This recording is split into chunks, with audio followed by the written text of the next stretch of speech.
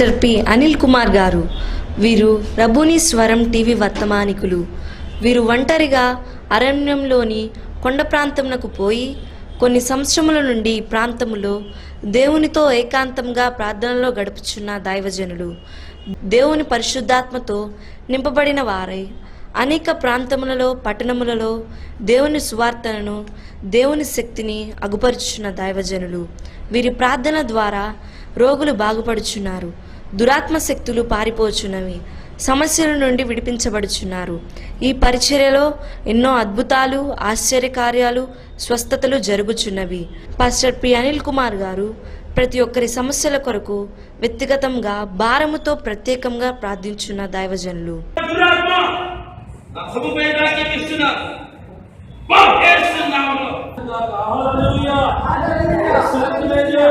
ప్రభు నామమునకు మహిమ కలిగిన గాక. ఈ సమయం ఇచ్చిన ఆయన గారికి నా హృదయపూర్వక వందనాలు.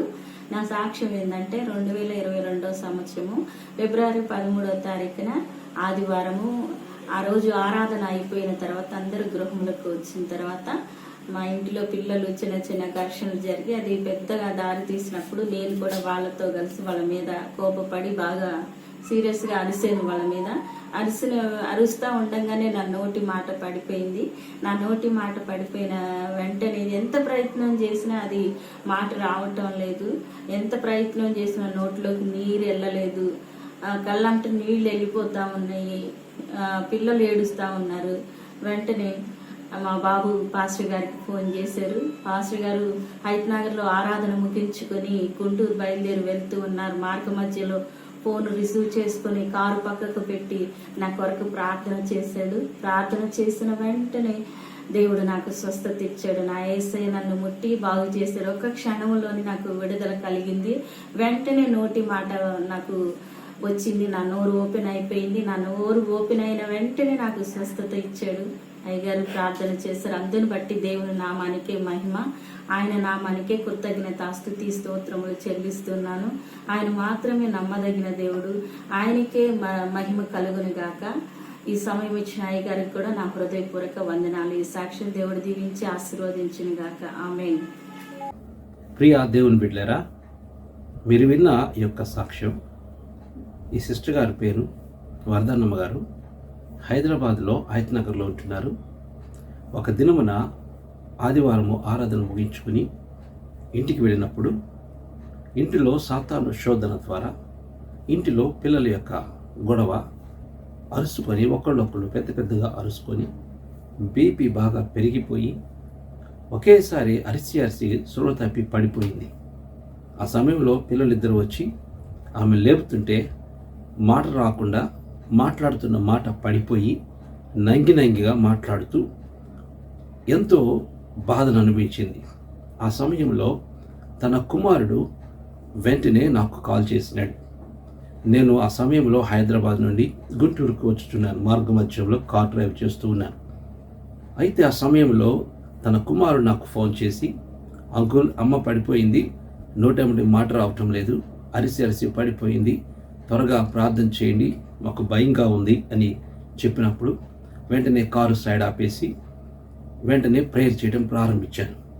ప్రేయర్ చేసి ఎప్పుడైతే ప్రార్థన చేస్తూ యేసు నామమున మాట వచ్చునుగాక అని యేసు నామమున పలకగా అద్భుతంగా దేవుడు అప్పుడే ఆమె నోటిని, ఆగిపోయిన నోటిని వెంటనే తెరిచి చక్కగా మాట్లాడతానికి కృప ఇచ్చాడు. ఈ యొక్క సాక్ష్యము చాలా గొప్పది. ఎందుకంటే సజీవుడైన దేవుడు కుమార్తె పక్షమున ఉండి దేవుడు గొప్ప కార్యములు చేసినాడు. ప్రార్థించినాను కానీ అద్భుతాలు చేసింది యేసయ్య. యేసయ్య అద్భుతాలు చేయబట్టి ఇప్పుడు మీ మధ్య నిలబడి ఈ సిస్టర్ గారు మీకు సాక్ష్యము తెలియచేస్తున్నారు. చూడండి, పడిపోయిన స్థితి, ఇంకొకరు చెప్పాలంటే పక్షవాతం స్టేజ్కి వెళ్ళిపోయింది. నోరు పడిపోవటం అంటే పక్షవాతమే. అటువంటి స్థితిలో వెంటనే నాకు కాల్ చేసి ప్రేయర్ చేయగానే యేసయ్య అద్భుతంగా తన నోటిని తెరిచి ఇప్పుడు సజీవ లెక్కలో మన మధ్య సంచరింపచేస్తున్నాడు. ఇంత గొప్ప కార్యము చేసిన దేవునికి స్తోత్రం చెల్లిస్తున్నాను. మీకైన సమస్యలు ఎడల కాల్ చేయండి, మీ కొరకు ప్రార్థన చేస్తాను. ఈ స్వచ్ఛమైన సాక్ష్యము మీ కొరకు తెలియచేస్తున్నాను. ఆ యొక్క సిస్టర్ గారి యొక్క ఫోన్ నెంబర్స్ కూడా ఆ స్క్రీన్ మీద మీకు ఇవ్వబడ్డాయి.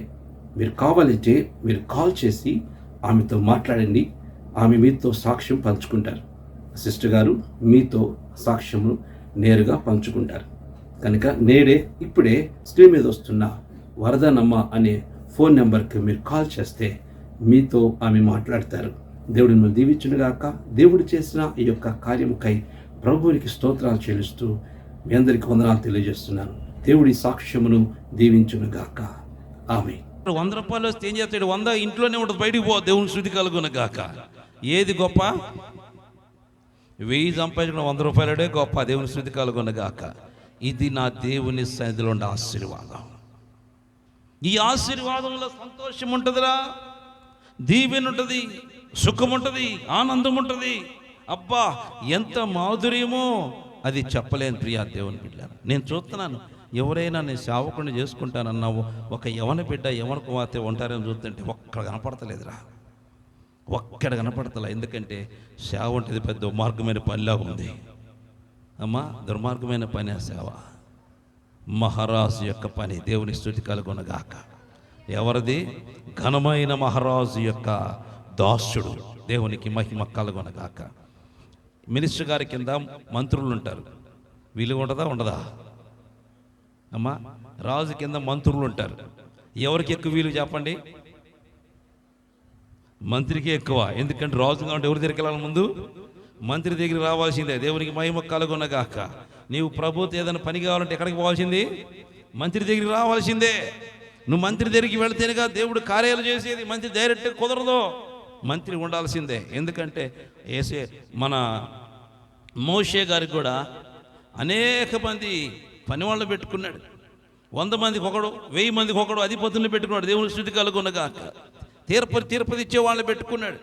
లాస్ట్ తీర్పు వాళ్ళందరూ దాటి వస్తేనే మోషే దగ్గరికి. దేవునికి మహిమ కలుగునుగాక. ఆ విధముగా మోషే దగ్గరికి వెళ్ళి డైరెక్ట్ ఎవరు వెళ్ళడానికి వీల్లేదు. వాళ్ళ యొద్ద నుండి దాటుకుంటూ వస్తేనే మోషే లాస్ట్ జడ్జిమెంట్. కనుక ప్రియ దేవుని బిడ్డలారా, మహారాజు పని అది ఎంతో సుందరమైనది, అది దివ్యమైనది, మహా ఆనందమైనది. దేవునికి మహిమ కలుగునుగాక.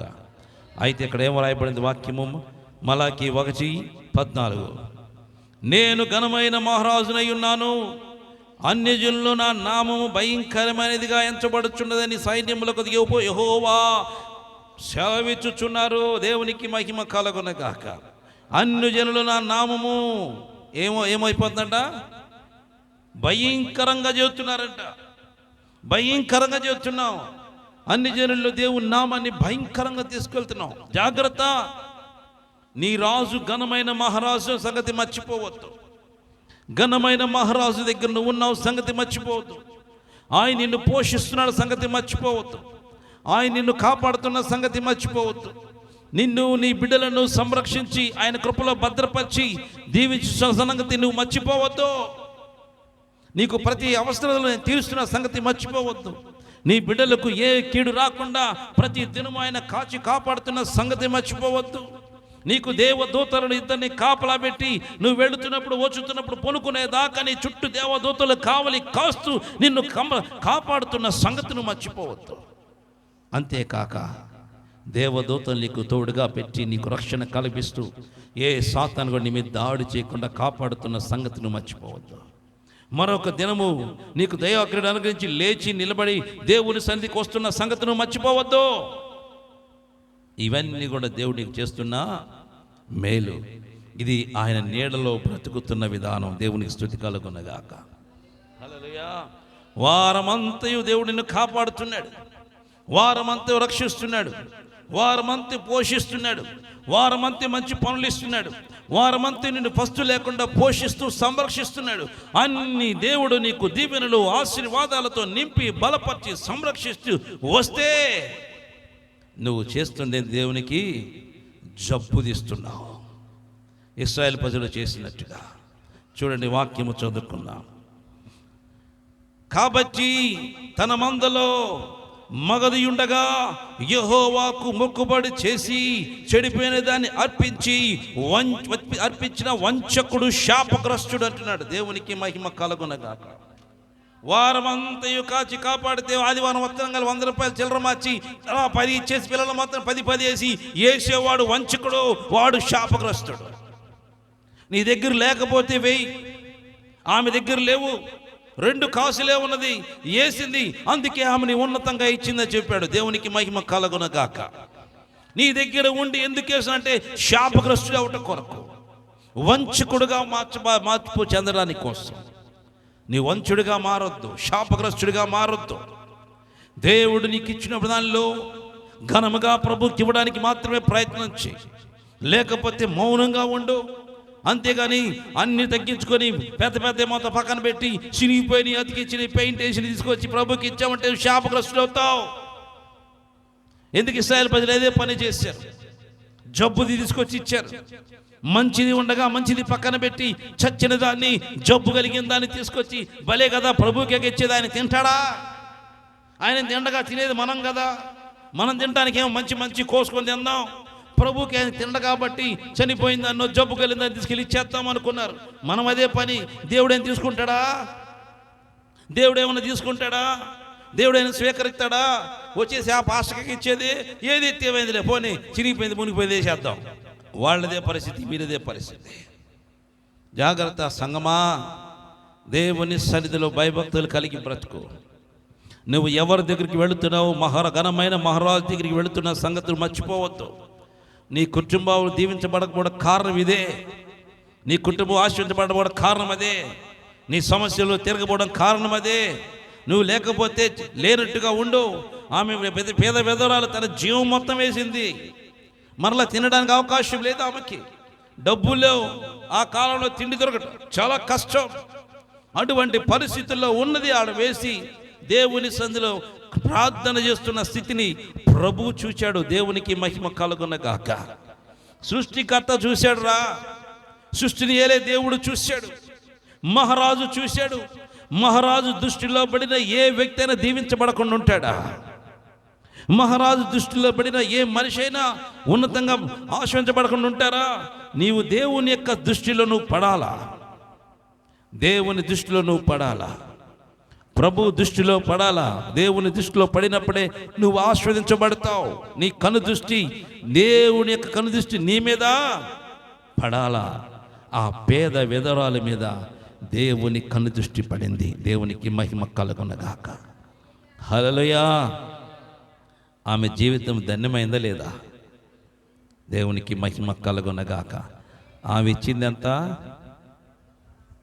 2 కాసులు. 2 కాసుల ద్వారా ఆమె ఎంత ధన్యురాలైపోయింది రా బాబు. అందరు పోసి 100 కాసులు 50 కాసులు 70 కాసులు వేసినాడు చూసి పక్కన పడేసాడు. ఏం చేశాడు? ఏ పరాపోదలం అన్నాడు. 2 కాసులు ఆమె తీసుకొచ్చి ఉన్నతంగా ఇచ్చిస్తున్నాడు దేవుడు. దేవునికి మహిమ కలుగునగాక. హల్లెలూయా. ఎందుకు? ఈ రాజు యొక్క ప్రత్యేకత అదే. ఈ రాజు మన హృదయమును చూస్తాడు, మన స్థితిని చూస్తాడు, మన పరిస్థితి చూస్తాడు, నీకున్నదో లేనిదో కూడా చూస్తాడు. దేవునికి స్తుతి కలుగునగాక. నువ్వు అనుకుంటున్నావు ప్రభుకి నేను ఇస్తున్నాను, ఎవరో తెలియట్లేదు, ఏదో స్టేజ్ కోసం అందరి రత్నంగా నేను కూడా ఇవ్వాలి అనుకొని అత్తన్నావేమో. ఏదో సాంప్రదాయంగా చేయొద్దు. నీకు చేసిన మేళ్లను తలంచుకొని ప్రభుకి వేయి. దేవుని స్తుతి కలుగునగాక. ఈ వారం దేవుడు నీ పట్ల ఏమి చేశాడు? ఎంత కాపుదల ఇచ్చాడు, రక్షించాడు, పోషించాడు, సంరక్షించాడు. ఏ రోగం రాకుండా కాచి కాపాడు. ఉన్న బలహీనత తీసివేశాడు, ముట్టాడు, స్వస్థపరిచాడు, కార్యాలు చేశాడు. నీ చుట్టూ దూత కంచె, రక్త కంచె ఉంచాడు. ఎప్పుడు కూడా దూతల్ని కావలిగా పెట్టాడు. నువ్వు బయటికి వెళుతు, నీ బిడ్డ బయటికి వెళ్తాడు, నీ కుమారుడు బయటికి, నీ భర్త బయటికి, నీ భార్య బయటికి వెళ్తుండగా వారికి దేవుని దూతలు కావలి పెట్టి ఏ అపాయం రాకుండా క్షేమంగా తీసుకెళ్ళి మళ్ళీ క్షేమంగా రోజు డ్యూటీ చేపిస్తున్నాడు దేవుడు. ఇంత పని చేస్తున్న ఆ దేవునికి నువ్వు వచ్చేపాటికి ఏం చేస్తున్నావు? జబ్బు తీస్తున్నావు. దాన్ని బట్టి దేవుడు నేను ఏమంటాడు తెలుసా? వంచకుడు, నమ్మించి మోసము చేసేవారని అర్థం. నీవు ప్రభువుని నమ్మిస్తున్నావు, నేను ఆయన బిడ్డనని, నేను ఆయన కుమార్తెని నమ్మిస్తున్నావు, కానీ ఇక్కడ మోసం చేస్తున్నావు. జాగ్రత్త. నువ్వు వంచకుడాలుగా వంచకుడుగా ఉండొద్దు. మనము వంచకులం కాము. దేవుని బిడ్డలం, ఆయన పిల్లలం, ఆయన కుమార్తెలం, ఆయన కుమారులం. అందుకే మన ఆత్మీయ జీవితాన్ని జాగ్రత్తగా చూసుకోవాలా. చాలామంది అంటారు ప్రభువుకు మనం ఇచ్చేది ఏంట్రా, ఆయన మనకి ఇవ్వాలంటారు. ఇది మెంట్లోనే మాటలు. ఏ మాటలు వాళ్ళని ఏమంటారు? మెంటలోళ్ళు అంటారు, తెలియని మూర్ఖులు అంటారు వాళ్ళని. ఇంకా మన భాష చెప్పాలంటే దేనికి పనికిరాని అని అర్థం. దేవుడు ఆ విధంగా చూసేటప్పుడు ఆ విధంగా అనుకుంటే ఆ పేద విధవరాలు 2 కాసులు వేస్తుంటే ఆమెను ఆపొచ్చు కదా అమ్మా, ఆమెను ఆపొచ్చు కదా. అమ్మా నువ్వు వేయవాకరా తల్లి, నీకు 2 కాసులు ఉన్నాయి, అది వేస్తే నీకు ఎవరు పెడతారు తిండి, ఇయ్యొద్దు, తీసుకెళ్ళిపోమా, తీసుకెళ్ళు, నేను చెక్క తినిపో అని చెప్పొచ్చుగా దేవుడు. ఎందుకు వేయనిచ్చాడు? ఆమె ఫలము అభివృద్ధి చెందాల. దేవుని స్తుతి కలుగునగాక. దేవుని యొక్క మైండ్ ఏంటంటే, దేవుని ఆలోచన ఏంటంటే ఆయన ఇచ్చే దేవుడు, తీసుకునే దేవుడు కాదు. నీవు కూడా ఆయన రూపంలోనికి రావాలని ఇయ్యమని ప్రభు చెబుతున్నాడు. దేవుని స్తుతి కలుగునగాక. హల్లెలూయా. నీవు ఆయన పోలికలోకి రావాలా. సనుగుటు గిల్లుటు చేయకూడదు ప్రభు సాయుధుడా. ఎప్పుడు కూడా దేవునికి ఇచ్చేటప్పుడు ఏడుస్తూ ఇవ్వకూడదు. ఏం చేయాలి? ఆనందంతో సంతోషంతో ఇయ్యాల. దేవునికి మహిమ కలుగునగాక. కానుకేసేటప్పుడు నాచి చేసుకుంటే కానుక ఎట్లా ఉంటుంది? బాగుంటుందా? బాగుంటుందా? ఎందుకు వేస్తాను నాచి మెంటలా నీకేమని అనుకుని అమ్మా. కానుకేసినప్పుడు ఏం చేయాలి? అందరూ లేచిపోయి నిలబడి వేసారు ఇంక ఎట్లా ఉంటుంది? చేస్తారు చేయగా. ఇత్తెందుకు ఇస్తారు? అప్పులో డబ్బులు మాత్రం బలేస్తారు. ఎట్టిస్తారు? వాడు వచ్చి కమ్మ 2 మాటలు చెప్తాడు. నీకెందుకమ్మా, నువ్వు 100కే కదా 30 ఎత్తా. ఎంత ఇస్తాడు? 100కి ఎంత? 100కి 30 అంటే ఇది నమ్మే మాటలా? 100కి 30 అనగా ఏం చేసేది? మొత్తానికి అప్పించేది. సంతోషం ఉప్పొంగిపోయింది. అబ్బా 100కి 30 అంటే 3 రూపాయల నెలలో నా డబ్బులు నాకు వచ్చి డబ్బులు అయిపోతుంది, డబ్బులు అయిపోతుంది, ఆ డబ్బులు అయిపోతాయి అని చెప్పి ఏంది కలవగానిద్ది? ఓ ఎక్కడికో వెళ్ళిపోయింది. దానికి డబ్బులు తీసుకొని ఎట్లా సంతోషంగా ఇచ్చిదా? ఎడుతూ వచ్చిద్దా? సంతోషంతో తీసుకొని నాకు ఎంత తినొకను వాడు 1 నెల కడతాడు, 3 నెలలు తీసుకో. ఇంకా ఆడి నుంచి దేవునికి ఇస్తే అట్లా ఉండదు. ఇచ్చిన వెంటనే డగ్ డగ్ డగ్ డగ్ డగ్ డగ్ డిష్. అందుకే సాతానికేమో నవ్వుకుంటూ పోయేస్తారు, దేవుడికేమో ఏది 10 రూపాయలకి. ఏం ఆ పాట కూడా ఒక పాట ఉంది కదా, ఏ పాట? అది కాదమ్మా, ఇంకో పాట ఉంది. నీ దండము నీ గన్నము ప్రభు యేసుకే అనగానే ప్రభుకి ఇవ్వడానికి నువ్వు వెనుక తిరుగు అంటే ఎంత? 10 రూపాయలే. నా ఆస్తి మొత్తం 10లో ఉంది, తీసుకున్నాడు. వాళ్ళు ఏమంటాడు చేసా?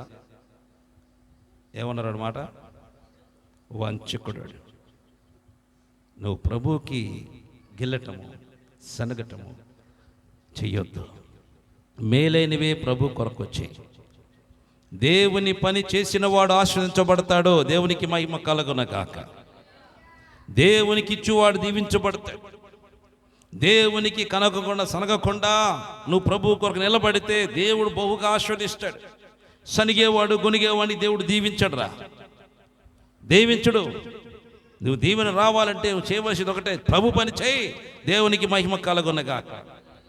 బన్నీకి చెప్పా, ఏం చెప్పమంటున్నా అంటే చెయ్యి చాపలై దేవుడు స్థుతి కలుగునగాక. ఏం చెప్పాను? చెయ్యి ఊడు. వాళ్ళ ఇంట్లో ఊడుతాడు తిరిగాను పాపం. ఇక్కడ మాత్రం అమ్మా పొద్దున్న 6 స్టార్ట్ చేస్తాడు. నేను నిద్రపోతూ ఉంటే మోపు తీసుకొని మళ్ళీ పాటలు పెట్టుకొని చేస్తూ ఉంటాడు. మరి ఆ విధంగా చేస్తుంటే చూసిన దేవుడు ఊరుకుంటాడా? అమ్మా మనకి అదే చెప్పా, ప్రతి యవన బిడ్డకు ఫస్ట్ కన్నా చేయదు. అరే చెయ్యండి రా. ఏం చేయాలా? చెయ్యటమే. అరే నేను దుడ్లు కూడా గడిగాను రా బాబు, పాస్టర్ గారు ముడ్డి గడిగాను రా, నేను పాస్ పట్టాను రా, నేను చేశా, నేను చేసి చెప్తున్నాను. చేసి నేను అసహించుకోలే, మరలా చేశాను. ఆ తర్వాత నా తండ్రికి కూడా చేశాను. ఎవరో బయట పాస్టర్, నా సంఘ బిడ్డ కూడా కాదు ఆయన, ఎవడో బయట పాస్టర్. వాడు మూలపడితే ఇంటికి ప్రార్థనకి పోగానే అయ్యా నాకు పాస్ వస్తున్నాయి అన్నాడు. పాస్ పెట్టాను. నేను ప్రార్థనకు పోతే నా ముందే మోషన్ చేస్తున్నాడు. అయ్యా మోషన్ వచ్చింది, కూర్చున్నాడు. తర్వాత అంటే ఆయన నిలబెట్టి శుభ్రపరిచి ఆ మోషన్ అంతా కడిగి ఎత్తుపడేసి అప్పుడు ఆ రోజు రూమ్ అంతా కడిగి శుభ్రంగా పౌడర్ వేసి ఆయన కూర్చోబెట్టి బట్టలేసి బయటకు వచ్చాను. దేవునికి మహిమ కలుగునగాక.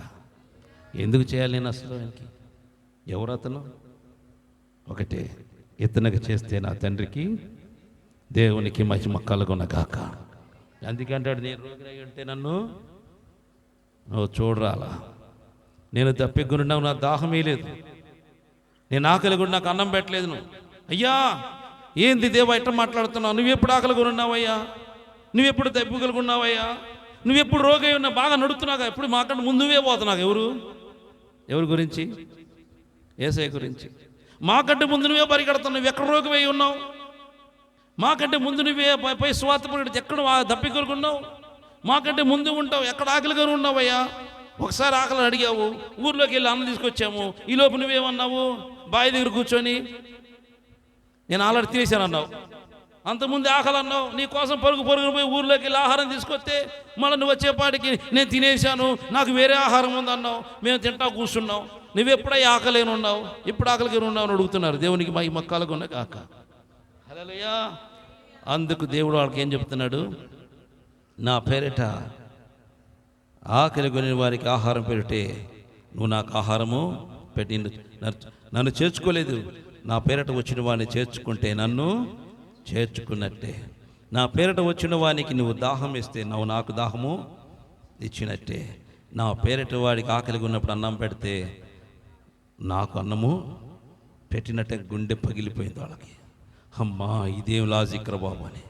అవును, దేవుని లాజిక్లు అట్టాగే ఉంటాయి. దేవుని స్తుతి కలుగునగాక.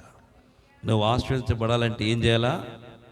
ప్రభు పని చేయాలా, ప్రభు పని చేయాలా. కొంతమంది అయితే ప్రభు పని చేస్తాను కొడుకులు ఎడ చూస్తారు, ఏంది రే పక్కబో, ఏంది నీకు, నువ్వేం తక్కువైంది ఏమనుకుంటున్నాను బాబా, వాళ్ళు చేసుకుంటారులే కదా, వాళ్ళు బాగుపడరు. వాళ్ళు ఏం చేసినా బాగుపడే. ఇంకా ప్రభు పని చేసినప్పుడు ఏం చేయాలి? చెయ్యి అక్కడే కూర్చో, ఉండరా అక్కడే. మా నాన్న అయితే అసలు ఎక్కడ వదిలేసి ఉన్నాను. ఏం చేసేవాడు, రాత్రి 2ంటికి వచ్చినా కానీ 2ంటికి ఎవరు వస్తారు, రాత్రి 2ంటికి ఎవరు వస్తారు చెప్పండి రా, ఇంటికి ఎవరు వస్తారు రాత్రి 2ంటికి? తిరిగిపోతాళ్ళు గాలిళ్ళు వస్తారు, ఉంటాయి తిరిగి ఊరని తిరిగి పగలని తిరిగి ఆ టైంకి నేను వచ్చేవాడు. శృతి కలుగునగాక. వాడే మాట తిరిగి వస్తాడు, నేను వెంట తిరిగి వచ్చేవాడిని. ఏ తిరుగుళ్ళ తేడా ఏంటి? నేను ప్రభు పనిలో తిరిగి వచ్చేవాడిని, వాడు గాలి తిరిగి వచ్చేవాడు. వాడు గాలి తిరిగి వచ్చాడు, పతనం అయిపోయాడు. ప్రభు పని చేసిన వాడు దేవుని సన్నిధిలో నిలబడ్డాడు. దేవునికి మహిమ కలుగునగాక. హల్లెలూయా. అందుకే దేవుడు ఏం చెబుతున్నాడు, నీవు బలముగా ప్రభువులో ఉండు. నువ్వు మహారాజు కింద ఉన్నావు. ఏ రాజు, ఘనమైన మహారాజు దగ్గర మనం ఉన్నాం. పిచ్చిగా ఉండలేదు మనము, ఎక్కడ పడితే అక్కడ ఉండట్లేదు. ఘనమైన మహారాజు నీ తండ్రి, ఆయన చేతిలో నువ్వు ఉన్నావు. అందుకే ఆయనకి చేసేటప్పుడు ఏదైనా ఘనముగా చేయి, దేవునికి చేసేటప్పుడు ఘనంగా చేయి.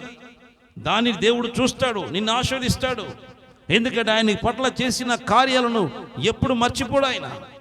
దేవుడు నీ పట్ల నువ్వు దేవుడికి ఏదైతే చేస్తావో ఆయన ఉంచుకునే దేవుడు కాదురా, వెంటనే ప్రభు చేస్తాడు. అందుకే ఆశీర్వాదం అనేది ఎట్లా వస్తుందంటే, నీవు ప్రభువుకి ఇవ్వకపోవటం వల్ల ఆశీర్వాదం రాదు. ఆశీర్వాదం ఎట్లా వస్తుందంటే, నువ్వు ఆయనకి ఇవ్వబట్టి నీకు ఆశీర్వాదం వస్తుంది. ఎట్లా ఇవ్వాలా? సంతోషముతో, ఆనందముతో, గంతులు వేసుకుంటూ ప్రభుకి ఇవ్వాలా. దేవునికి మహిమ కలుగునగాక. మేము పోతున్నాం, ఏమున్నాయో మాకు తెలియదు. అయినప్పటికీ ఇదిగో మీరు చూస్తున్న ఈ గ్రామమే మేము సువార్త ప్రకటిస్తున్న గ్రామం. మన ప్రభు అయిన యేసుక్రీస్తు నామం పేరిట మీకందరికీ శుభములు తెలియజేస్తున్నాను. ప్రియ దేవుని బిడ్డలారా, మీరు చూస్తున్న ఈ యొక్క మందిరము మారేడుమిల్లిలో 2వ మందిరముగా ఉన్నది. ఇది మారేడుమిల్లి అడవి ప్రాంతంలో, ఎందుకంటే ఈ ప్రాంతంలో దేవుని మందిరము కట్టడానికి ఆశపడుతున్నాను. ఈ ప్రాంతంలో ఇట్లా మందిరం ఈ విధంగా ఉండటం వల్ల ఆరాధన చేసుకోవటం చాలా కష్టమవుతుంది. కనుక ప్రియ దేవుని బిడ్డలారా, ఈ ప్రాంతంలో ఈ యొక్క మందిరము కట్టి దేవుని స్వేచ్ఛగా ఆరాధన చేసుకోవాలని ఆశపడుతున్నాను. కనుక ఈ యొక్క మందిరం కొరకు మీరు ప్రార్థన చేయండి, సహకరించండి. ట్రైబల్స్ ఏరియాలో అడవిలో నిర్మించిన రబ్బుని ప్రార్థనా మందిరం ఇది. ఈ రీతిగా ఇక్కడ ఆరాధన జరుగుతున్నది. ఈ ప్రాంతంలో ఈ విధముగా మేము గుడిసి వేసి చుట్టుపక్కల కర్రలతో ఈ చిన్న మందిరము వేశాం.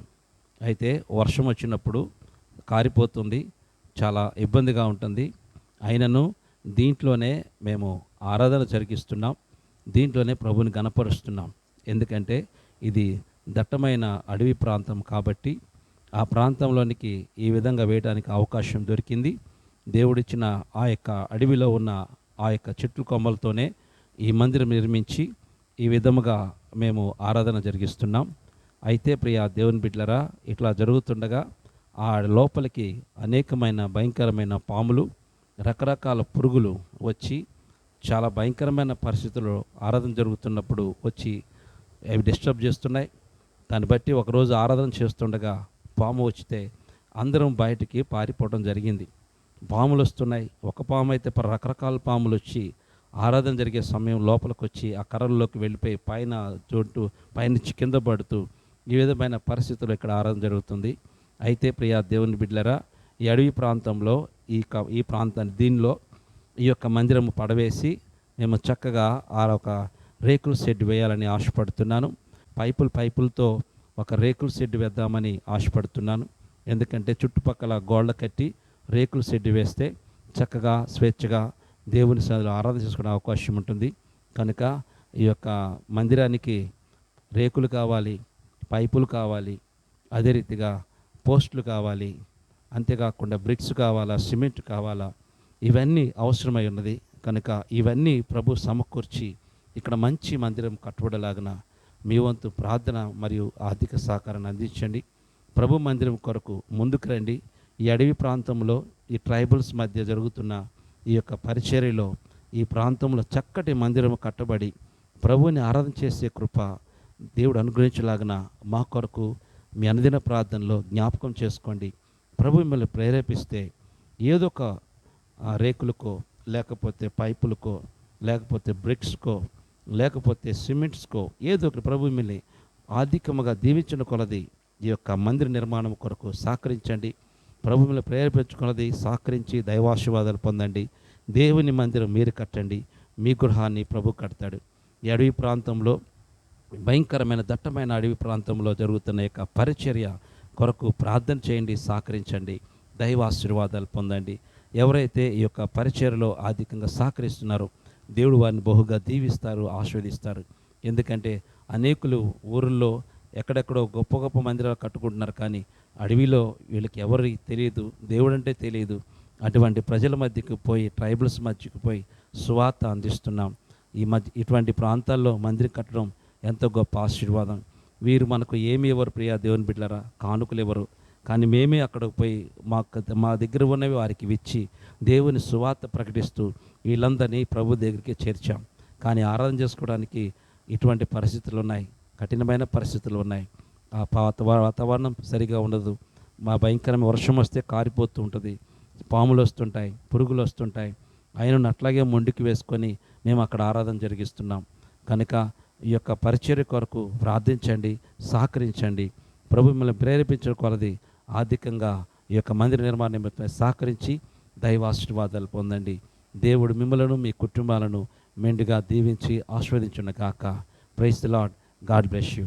మా address pastor P Anil Kumar, Netaji colony, road number 9, Hayath Nagar, Hyderabad, Rangareddy జిల్లా. మరొకసారి pastor P Anil Kumar, Netaji colony, road number 9, Hayath Nagar, Hyderabad, Rangareddy జిల్లా. దేవుడు మిమ్మల్ని మెండుగా దీవించి ఆశీర్వదించును గాక. మీకైనా ప్రార్థన అవసరం ఉండేలా నేడే మిమ్మల్ని సంప్రదించి దైవాశీర్వాదాలు పొందండి. దేవుడు మిమ్మల్ని మెండుగా దీవించి ఆశీర్వదించును గాక. ఆమేన్.